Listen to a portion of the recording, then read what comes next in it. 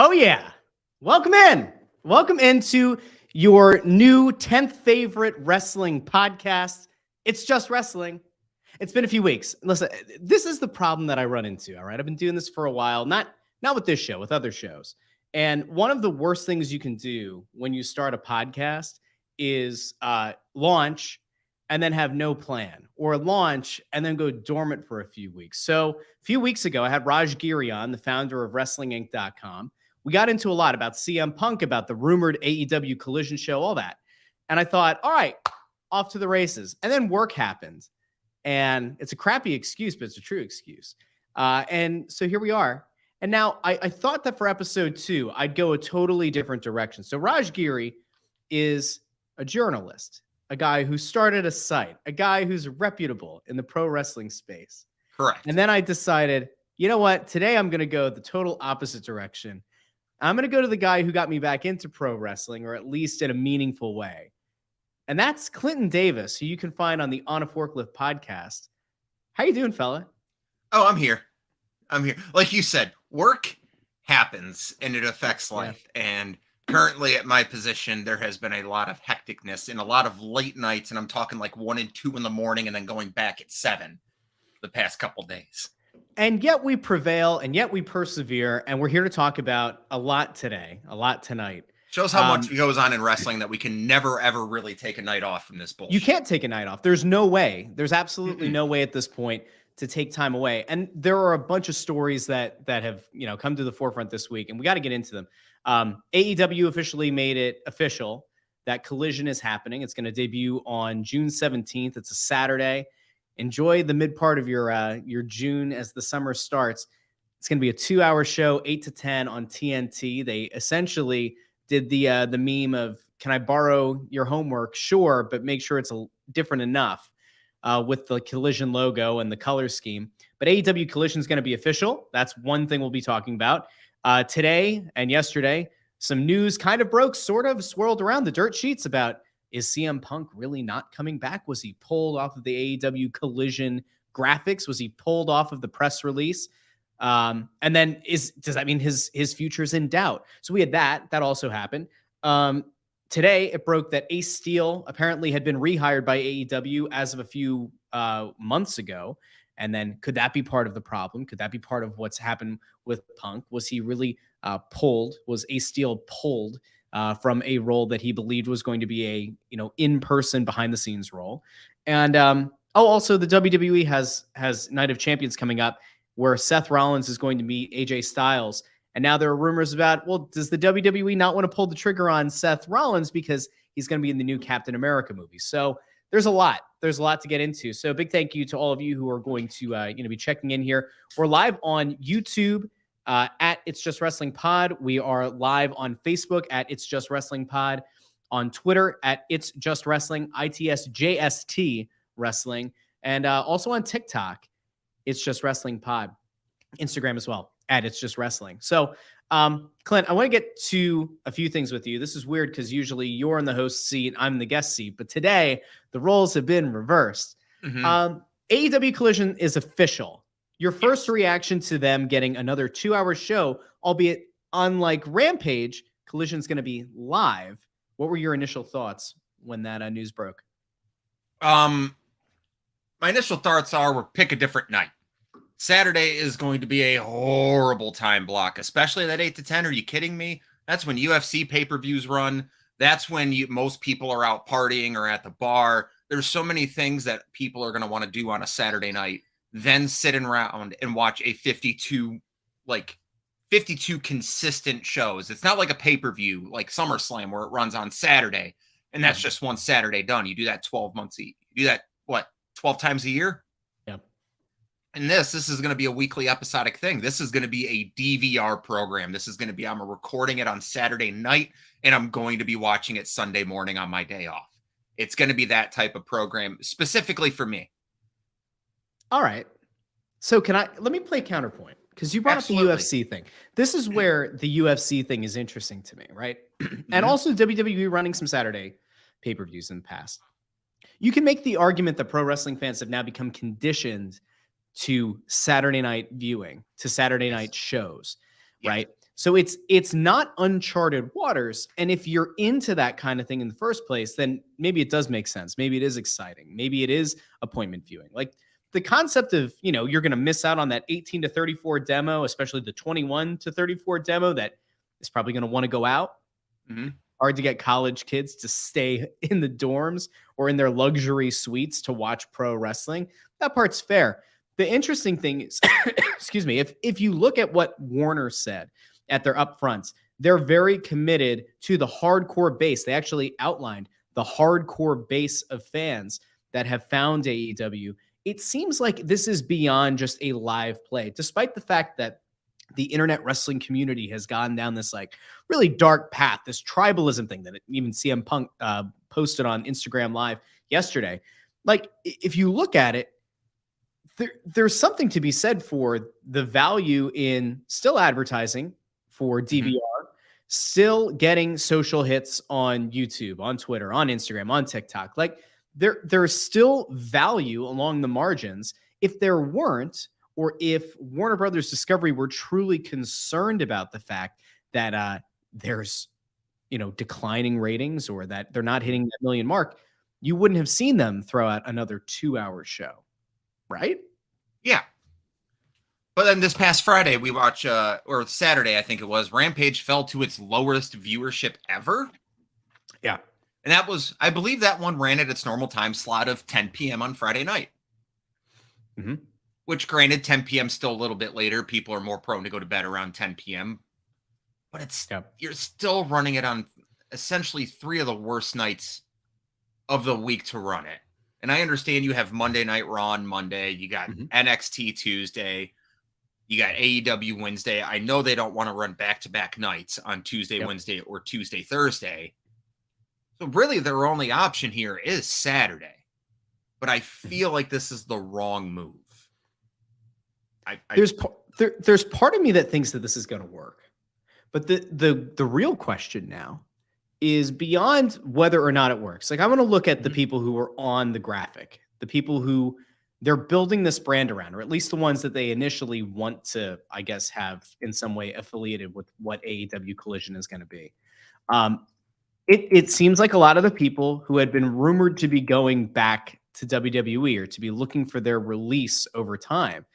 So you have like a Miro, Andrade El Idolo is apparently back after. Now, in fairness, he was injured from what I remember. Right, he was hurt. Yeah. So you can't hold that against the guy. You've got Malachi Black, right? There was that initial rumor of, does Malachi, does Buddy Murphy, do they look to go back to WWE? Which I would assume if Malachi's going there, it's the entire House of Black on Collision. Yeah, that's what it would seem, especially because they have the trios titles. Interesting as well that they have them featured on the graphic with the trios titles. You would expect that for MJF. Right, because his reign of terror is obviously something they're going to want to be longer than a few months. Even FTR had been rumored of late, going through contract negotiations with AEW, with potentially being courted by WWE. They've got the titles. Samoa Joe, this is the one that's a little bit weird. Samoa Joe being on the show is totally fine, and I'm a fan of it. But Samoa Joe being on the graphic with an ROH title is like that. Further brand confusion. And to me, that doesn't belong. That's got to get rectified. But like you look at it, that's a good lineup. Thunder Rosa coming back. That'll certainly draw some controversy. That'll certainly like get some people like, listen, you go back to the tribalism thing, Britt Baker, Thunder Rosa, 2 camps, right? Which camp do you fall in? So Thunder Rosa ends up on Collision. You put all that together. That's a good fundamental starting part of your roster. I popped huge when Miro showed up on Dynamite 2 weeks ago. We have not talked about that. Were you surprised that Miro showed up in the way that he did 2 weeks ago on Dynamite, going to the quote unquote Tony Khan office? I was sitting on the show last Thursday. For those who don't know, I run a podcast. Russ is a frequent flyer on it. Love the dude. He clamors for Miro consistently on our show. I don't think he's gone a single episode being on our show where he hasn't brought up where's Miro. I popped fucking hard for Miro. Yeah. Seeing him was great. I don't want to see him go back to the Fed. I think he's doing wonderful work as Miro. His TNT title run is like, if you had me pick off like the top 5 title runs that AEW has had, all titles, I would put him towards the top. I agree. Him coming back, great. Thunder Rosa, not a fan. I understand you want to keep her on the roster. She's very talented, but also, as reports say, very stubborn to work with in the ring. Okay. And I don't think that, and it's kind of like any type of job. You don't want to have anyone who's creating a toxic work environment working under your banner, no matter how good they are at the job. Fair. For the House of Black, love it. I love that they were featured on it. I have the same qualms with the Samoa Joe as you do. I don't want Ring of Honor involved in this show whatsoever, but apparently the way they have said this is that they're going to be recording Rampage at the Dynamite tapings, and they're going to be recording Ring of Honor at the Collision tapings. Correct. Which means Ring of Honor is going to bleed into AEW television again, which if anyone has watched our show over the past year, you know how much we hate that. It's awful. I think everybody does. I think it's awful. I think for the most part, unless you've been a Ring of Honor lifer, right? Like unless you're somebody who's been 100% committed to the Ring of Honor brand, at this point, AEW is supposed to be like the spiritual successor to Ring of Honor. Like to me, like the missed opportunity in this whole thing since Tony acquired Ring of Honor is it should have been a tape library, and maybe you bring a few of those titles to AEW, but you rebrand them as AEW titles, right? Like the International Championship had no lineage. You could have made the, I don't know, ROH TV title the AEW TV title. Like you could have done something like that where you like continue that lineage. They chose not to do that. They chose not to do that with the ROH World title. All right, fine. It doesn't need to be on AEW programming. Like that's part of the problem. It's like part of the brand confusion that you end up landing on. So I'm not thrilled with that. But okay. But here's my thing with it. When they said they were going to bring Ring of Honor back, I was low key hoping for old school Ring of Honor days where they just ran a pay-per-view once a month. Yeah. And they didn't have, like, I remember back in the old days of Ring of Honor, it was like PWG. They just, a week before the show, they announced the match card, and then that's it. And then you still have your titles. They still can all be defended. If a title's not on the card, you don't have to, sacrifice shit. But it was, for me, the Ring of Honor joining into AEW was the same as when WCW and WWE merged. All they did was take all the Ring of Honor titles and throw them on AEW wrestlers. Yeah. You try to build credibility to Ring of Honor instead of using the established talent that was already down there. Yeah. Which would have been a smarter idea. And you could have had like your whole little indie fed inside of your big organization. And I feel like with Ring of Honor, that's a missed opportunity.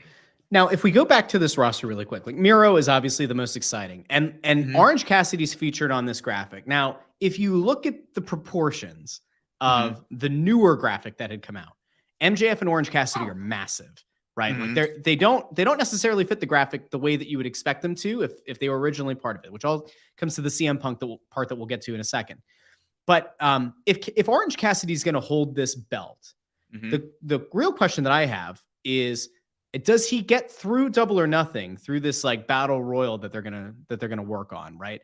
Or does that belt, like, does Miro enter that battle royal, win, and then that belt is off TV, or Miro is like on Dynamite maybe every other week leading up to Collision? Because to me, the way that you booked Miro as TNT champion makes all the sense in the world to book him as international champion. Right? Yes. You would think that the TNT title, if that's going to end up on TNT, right? If that's going to end up on Collision, then the international championship's supposed to end up on Dynamite. Otherwise, we're going to go back through that confusion phase, right?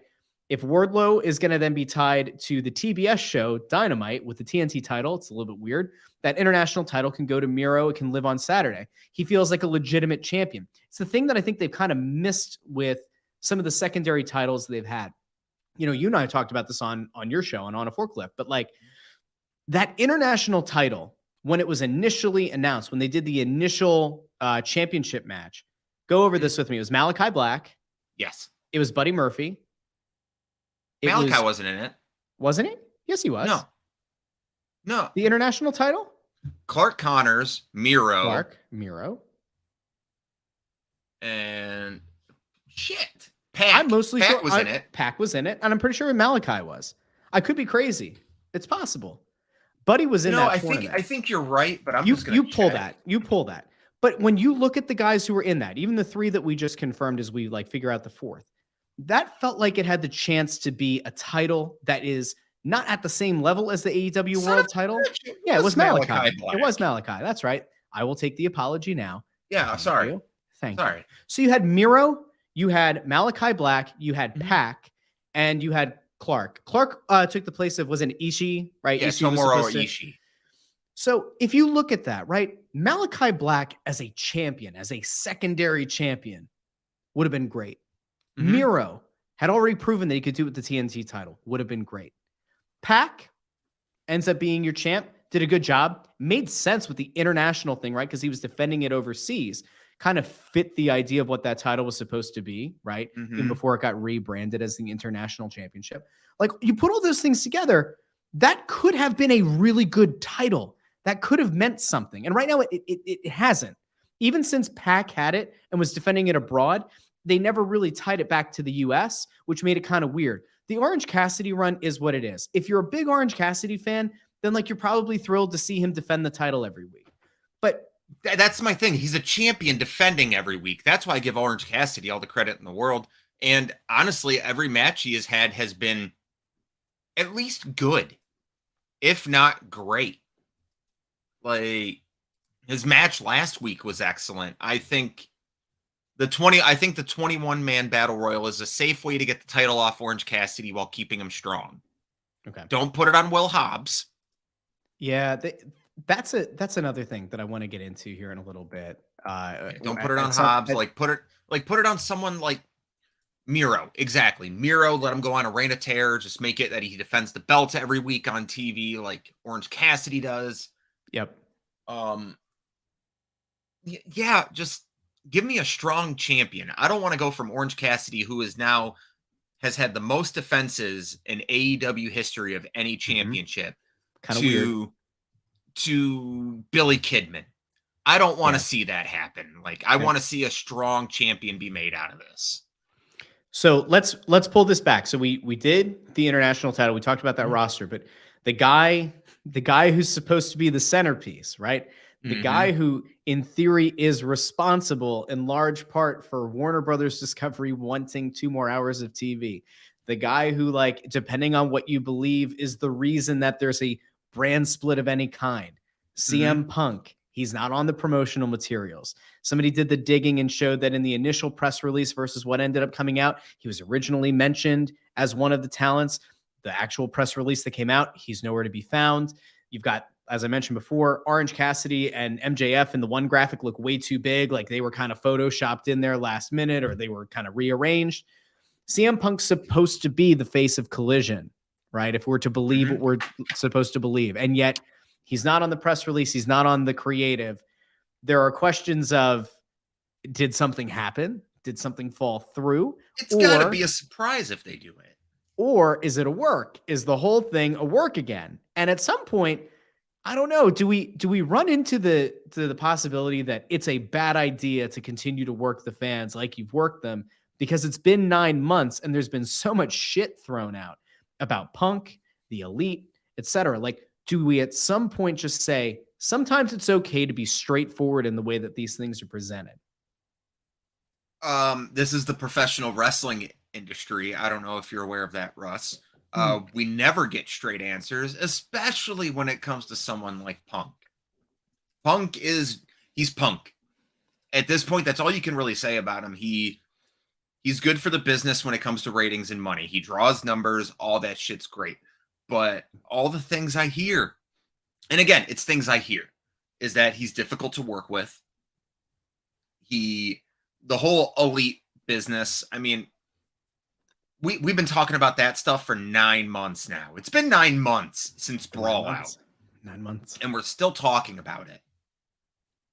I feel there's so many other things that us as a wrestling community can focus on that would make wrestling better instead of focusing on the people who are not here. Mhm. And it's fun to say stuff sometimes like, I miss Miro, or like we do, because we do miss Miro. But He's coming back. We have less than a month. Miro's coming back. He's coming back, baby. He's coming back, baby. He'll be back in 2 weeks. I think he's in that Rumble. I hope so. But there's just so many other things you can focus on. Yeah. Like, as you know, Russ, our whole channel has gone away from talking about AEW all the time. We're talking about local indie wrestling just because that's easier to cover. Yeah. There's less drama. There's still drama, don't get me wrong. But there's less to it. Like, I don't know. I love watching AEW. Love watching WWE. I just want happy wrestling. I want stuff like the Elite coming out and Hangman going, "We are the Elite." I want AEW to focus on the things that they're good at, which is storytelling. Yeah. AEW is the best storytelling company in the world. Regardless of how good Sami Zayn versus Roman was, AEW is still the king when it comes to consistent storytelling when they want to. Yeah. And like, I don't know why we're talking about Punk when this Elite thing was one of the best things to happen on television in months on AEW television. You know what it is? It's because the way that things have devolved over time is problematic. Like, the thing that I always come back to is if the Elite and Punk aren't willing to work together, or if that's a one-way street, and it seems like the thing that people keep coming back to is that it's more on the Elite being unwilling to work with Punk, or at least the Bucks, right? Then there's no reason that when the Elite came back and they were at that LA show, and you had, I think it was Matt Jackson went to do the buckshot and fell, right? That was clearly a mock. There was Kenny biting an opponent's arm. That's supposed to be the Ace Steel part of it. Your executives of the company, if there was no intent to work this out or to work together, that's bad optics. That looks childish. And it also is like right in line with what your complaint was about Punk going off on Hangman by saying, come on out. And he laid the belt. And then, Punk even said after the fact, he wish he hadn't done that because he felt like he lowered himself to it. But like the point still stands, your company executives, you shouldn't have done that if the goal wasn't to work it out.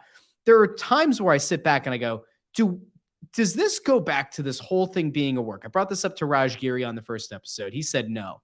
But like, if you think about it, Punk's like this big worker, right? Like he's got the old school mentality. He knew he blew out his tricep in that match at All Out. Was this whole thing fabricated from the start? The reason that you say no is because it made the company look bad. It made Tony very bad. It made Tony Khan look really bad. And unless you did this and didn't realize the kind of blowback it was going to have, I just don't understand conceptually how you make this work.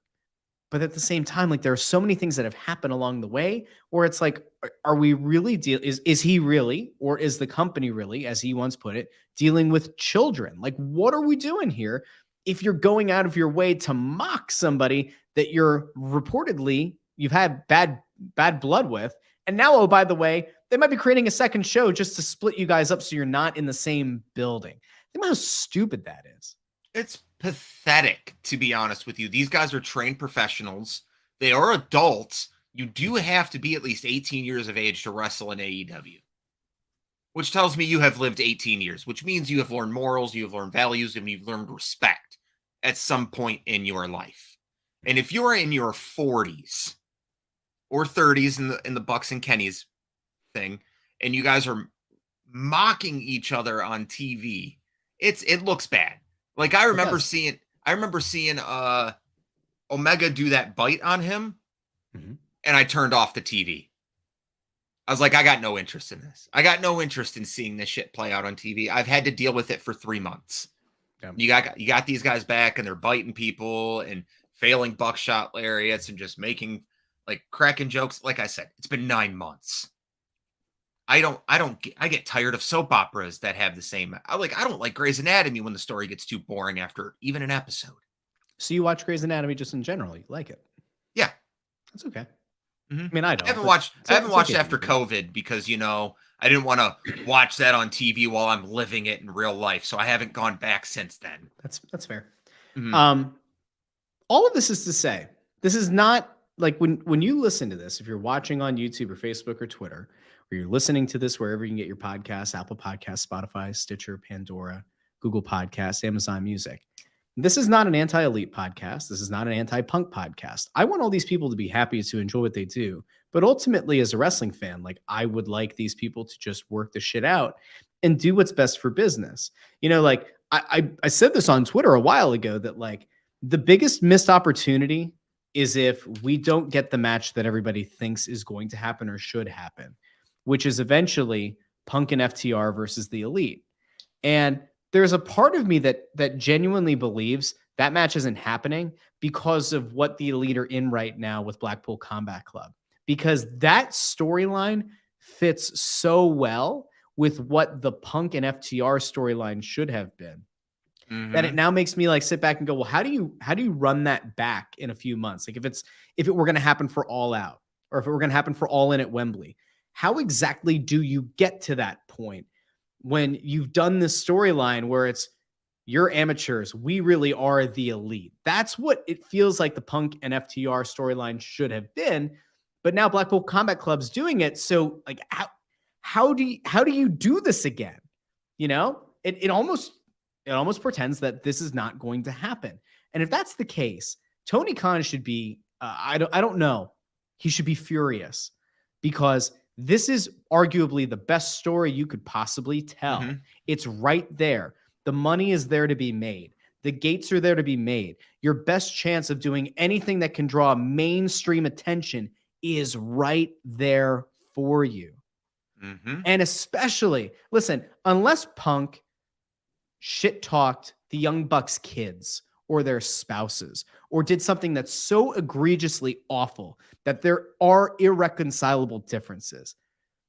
Aside from that, you got to get over it. You have to do what's best for business because the money there is so much to be made. And as executives of the company, you should be doing everything in your power to drive that business and to do what's best for growing this company. Now, before you jump in, I noticed that we have somebody in the lobby ready to come in, and it's somebody that you know well. And that, of course, is your co-host, Ethan Hubbard. We're gonna re-rack here for a second as we get Ethan in here because Ethan kind of deserves his own intro, I guess. Here we go.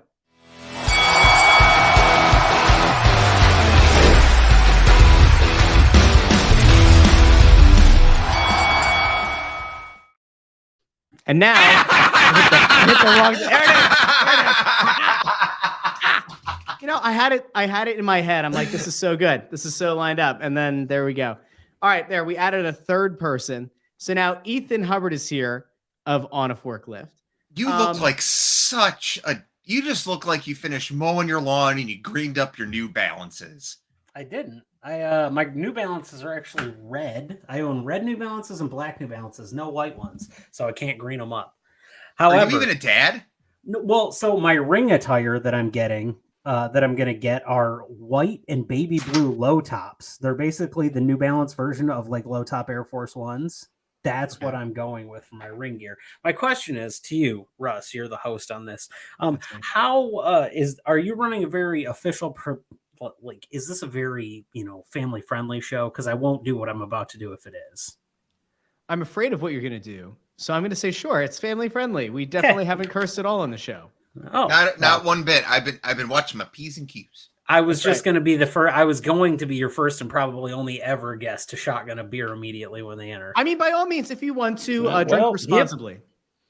Yep. So anyway, I heard that we were speaking of how that is that a screwdriver? Are you Don Callis? Did you just Don Callis that can of beer? Kenny Omega, Cyrus the Virus, and Kenny Omega. We're talking about this Punk thing. Yeah. And let's add the other layer to this now. So today it was reported that Ace Steel was rehired by AEW months ago. And that the expectation was that he was going to help Tony Khan work on creative.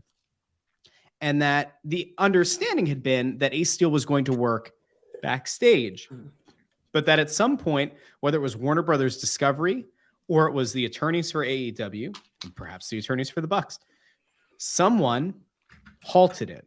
And someone said, this cannot happen. He cannot be backstage. And that allegedly this has led to friction with CM Punk, or did leading up to the announcement of Collision, which is why he's not on there.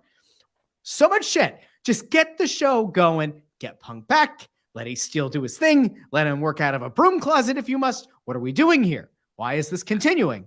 I will disagree with you on bringing Ace Steel back. Wow. You get into a fight with someone, fine. Yeah. I get it. Sometimes you just got to beat the shit out of someone. Biting someone, on the other hand, is a whole other type of thing. That's some like HIPAA. That's some like Geneva Convention shit. But isn't it Kenny that feels like he's the guy that just wants to get this over with? And Kenny, it feels like the only one wanting to get this over with. Well, and he's the guy who allegedly was bitten. So if Kenny is willing to, let bygones be bygones, he's had his rabies test and everything. It's all come back clean. Then what's the point? They had Ace Steel's canine teeth removed. Guys, Arn Anderson fucking stabbed Sid Vicious with a pair of scissors. Yeah. And they managed to do business. All right. Which shows how childish the wrestling industry has become lately. Think about that. Stabbed him with scissors. For what it's worth. Which podcast? It was either Bischoff's podcast or it was Shivani's podcast, where they went into more detail about like what had been put out there at the time. But like really stabbed him. Like he was bad. For what it's worth. And yet they were able to do business. Allegedly, Sid Vicious deserved to get stabbed with scissors at multiple points in his career. And Arn just happened to be the one to do it. Which, by the way, Arn throwing the bag of ice against the wall. Like, come on, Arn.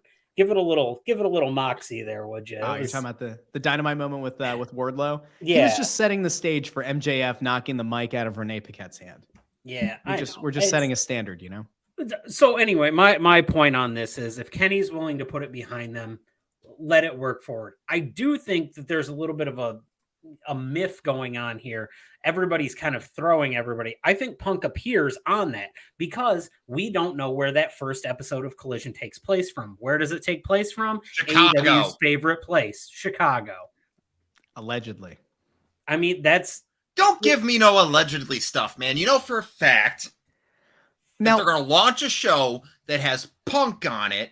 And the whole reason they probably said, probably don't announce it now because we don't know if he's coming back, it was going to be Chicago. It still could be Chicago if these grown-ass men can just work together. Oh, no, you're a month out. They already know. Like, you don't schedule an arena show a month in advance. No, this shit's already taken care of.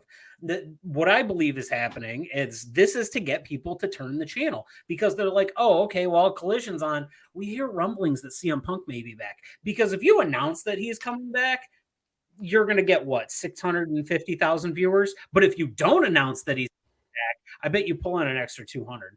I don't know if you do. See, I think there's a law of diminishing returns on this. I really do.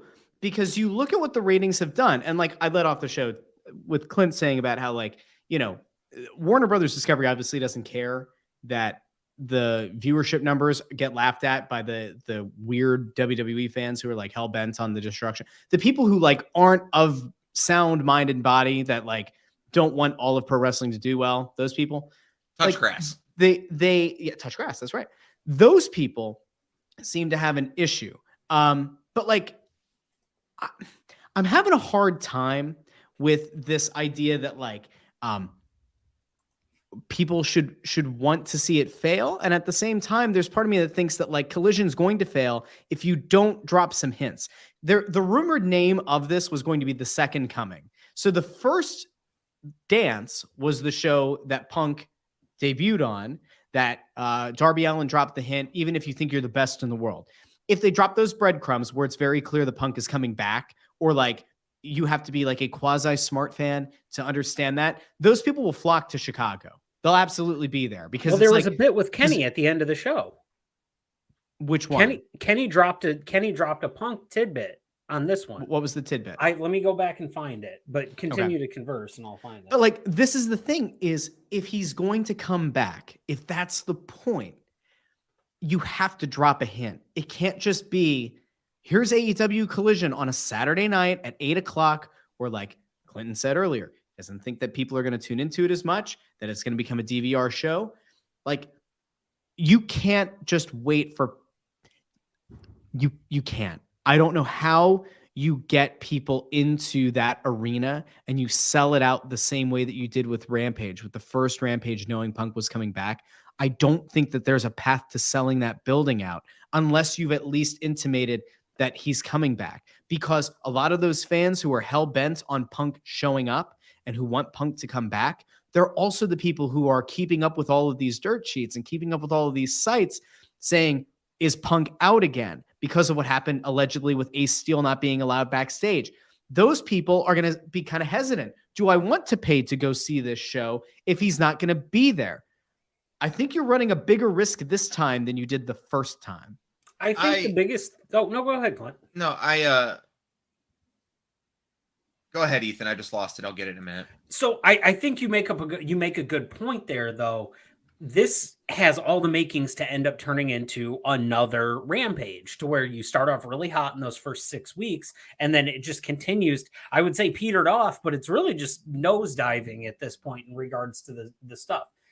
Yeah. But you also talked about how, and apparently now my computer's frozen on this side, you talked about how the AEW fans tend to follow the dirt sheets. You know, we've got allegedly the Bucks, they feed into the dirt sheets, things like that.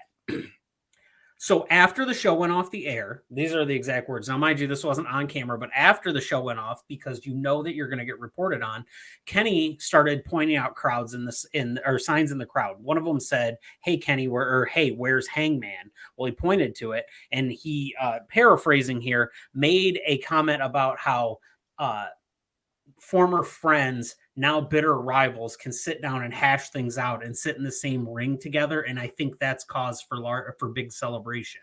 So it's not so much Hangman's already in the ring. That's not talking about Hangman, because we knew that Kenny, the Bucks, Hangman, we knew that was storyline. Those guys are in it together. Obviously, like when Cody was part of that group, that was a little bit of a different thing. He was kind of an outlier, but those four are friends, truly.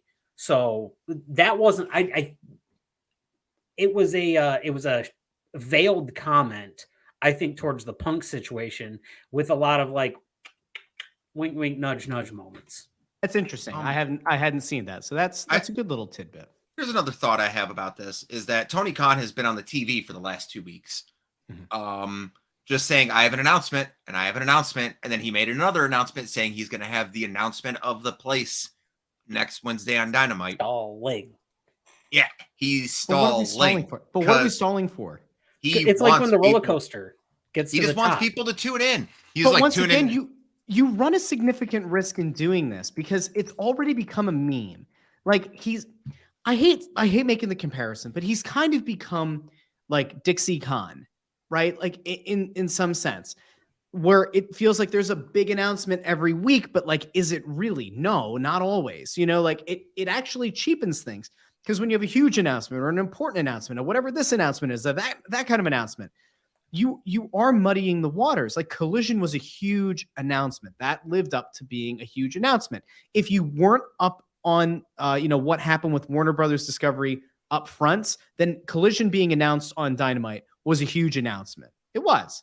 Now, was All Access a huge announcement? I don't know. I think they called that an important announcement, which is true, because it was further promotion. All In, that was a huge announcement. That's live up massive, to it. Actually. But when you have announcement for an announcement, like, I don't feel I'm going to watch anyway because I support the show, but like, I'm not actively going out of my way to watch it if I'm a casual fan to see what he announces next week. We're on week 3 of I have an announcement next week. Yeah. Week 3. He could have just straight up came out and said, I have an announcement, TNT Collision. It starts this day, live from Chicago. Punk is back. But no, he's going to draw this out. He's going to announce Chicago next week. And he's going to say, and I have another announcement next week. Next week, I'll tell you which arena. Next week, I'll tell you which arena it's going to be. Yes. Yeah, and then he'll say, like, I'll tell you what the match card is going to be. And then he'll say, like, oh, in the main event, we have a mystery person. versus blah, blah, blah. Samoa And that's Joe. what's going to happen. And I know you're Rustradamus on our show, but let me be the fucko in charge or something. Let me make the predictions on your show is that we're going to have announcement after announcement after announcement. And then at Double or Nothing, they're going to announce that CM Punk will make his return at the first Collision show in Chicago. What if they don't even have to announce it? He could show up. Yeah. He could But show you're up with a talking video. about a law of diminishing returns here. I'm trying to see things on your side too, to where absolutely, if they do the same thing they did with Punk before, it's not going to have the same return rate. There's an easy way to do this. I mean, if you're going to make the announcement at the show, Punk returns the favor to MJF. MJF wins the Pillar 4-way match, and then we hear the static. And he doesn't have to be in person. It could just be a video. It could be like a cryptic video of. Don't even have it a video. Just hit the music. Hit the music. No person. You know how they did the Wyatt 6, like the Bray Wyatt shit? Yeah. Have like random, like during the Double or Nothing match, any of them, have just the static pop up like a TV screen for a second. Yeah.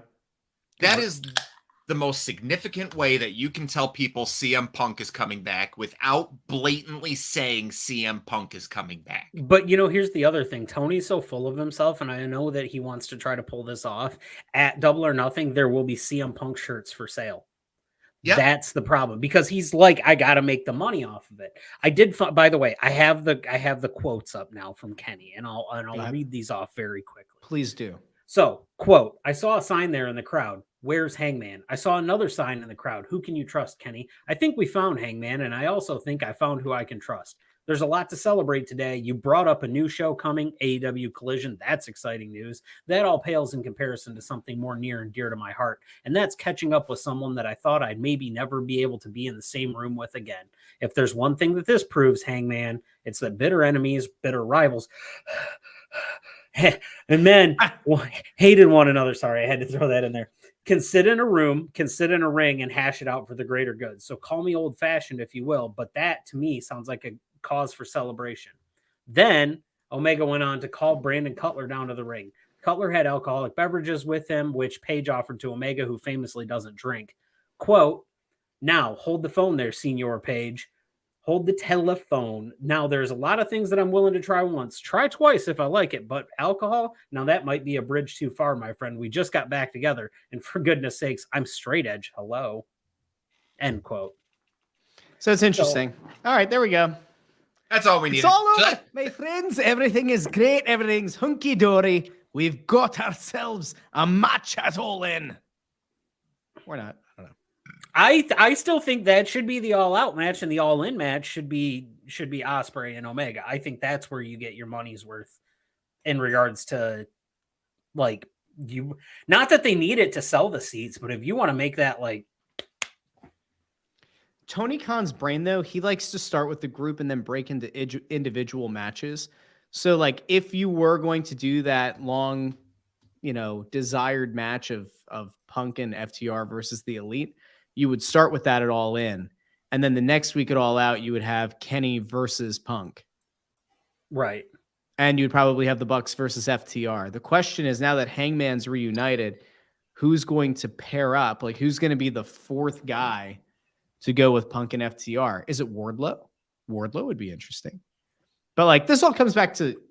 Put a guy in place. Who cares at this point? I mean, put a guy there. It doesn't matter who you throw in that. There's not one person left in that group that's going to overshadow the rest of them. I mean, Wardlow is probably your guy, but then you pull the TNT title out, which needs to be cared after because right now it's not a good scene.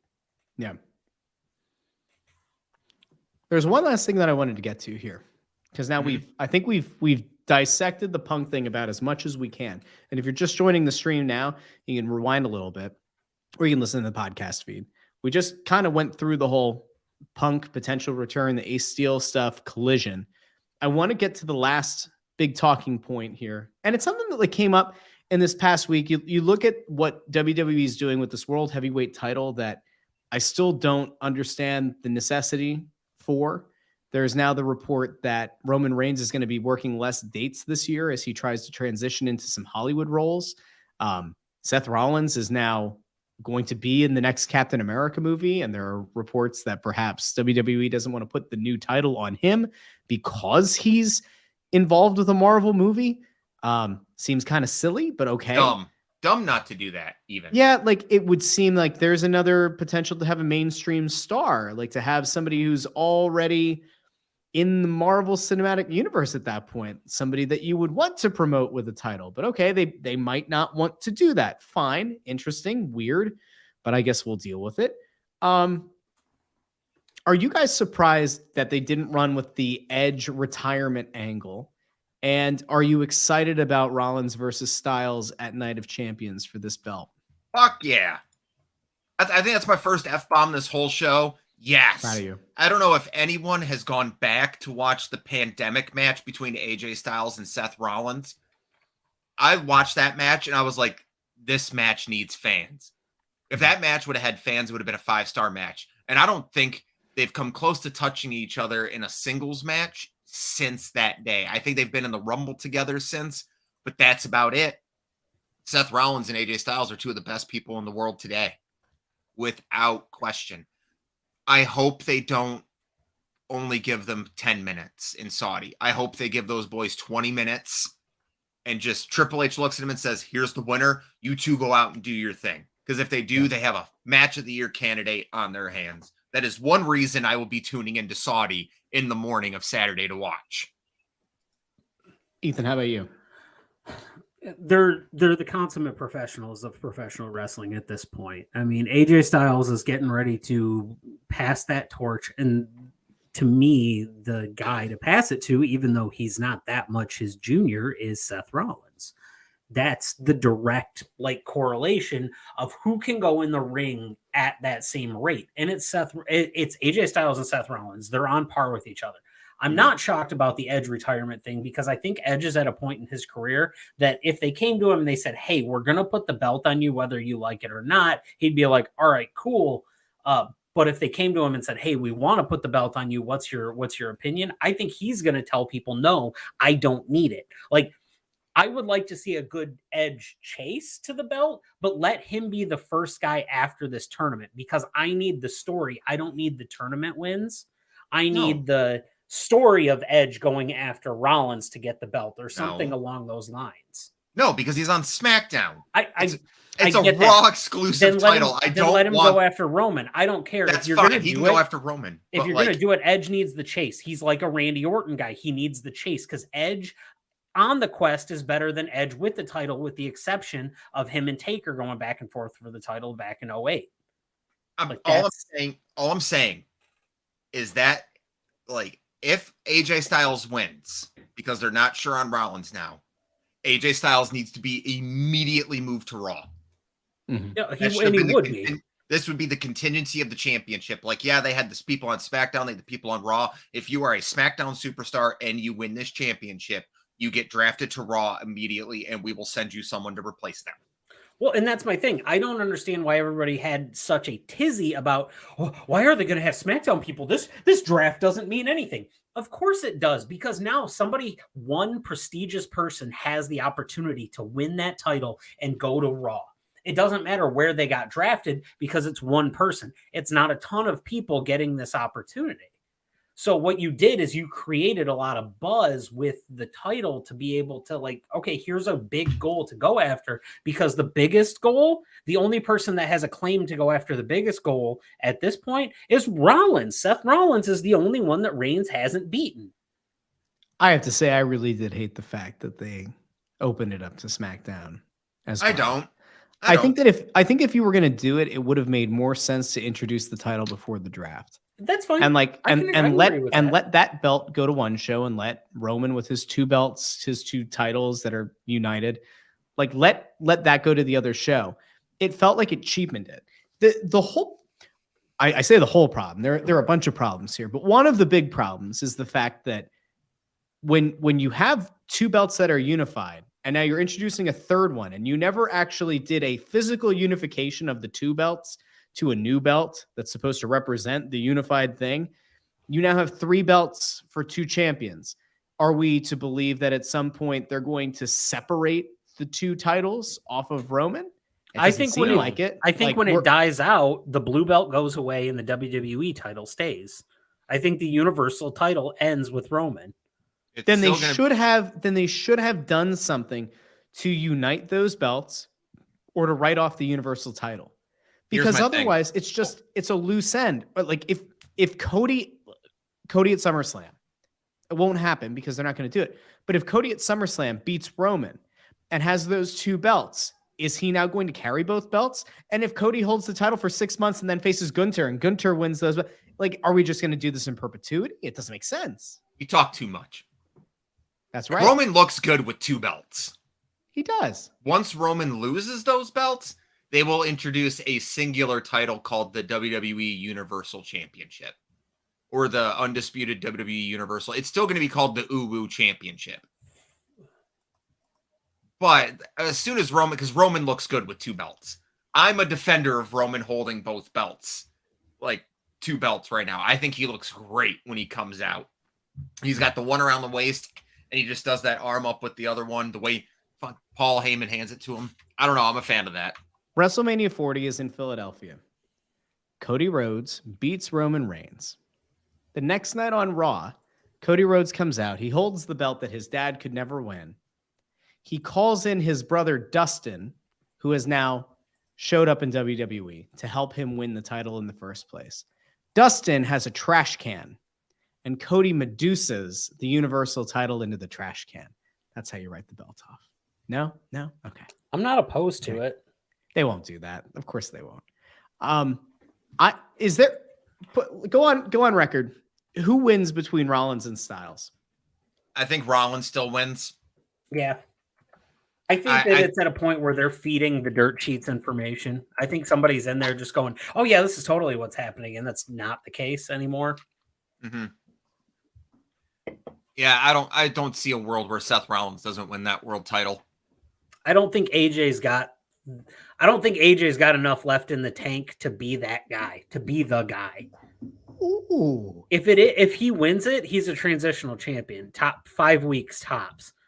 But I think Rollins going into Saudi is going to be like, that's the guy you want to win there because he's the second biggest star in the company. Counterpoint. Styles has the OC. Styles could win through nefarious means. And then you start to heat up Seth Rollins on the comeback trail and on the chase. And you can do it even leading up to SummerSlam where he gets to have his win on U.S. soil. Here's the thing. I think if you split up AJ Styles and the OC right now, I think it's a mistake. Okay. And if AJ Styles wins, he should be singularly drafted to Raw. He shouldn't be able to take the OC with him because the OC was drafted to SmackDown. I think the OC's garbage anyway. I'll go on record and say that. That's fine. I didn't like how they left the company. I didn't like what they said in the meantime. Then they get rehired. They haven't done shit. Props to them for getting a sweet-ass contract to not have to show up if they aren't going to get used. That. They got the Ben Simmons deal. Yeah.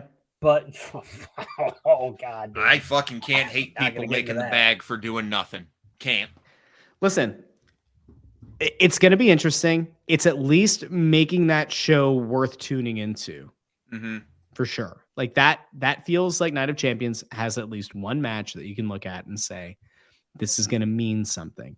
It's just what do they do with it after, right? And how do they take that belt and whoever that champion ends up being, how do they make that person feel special?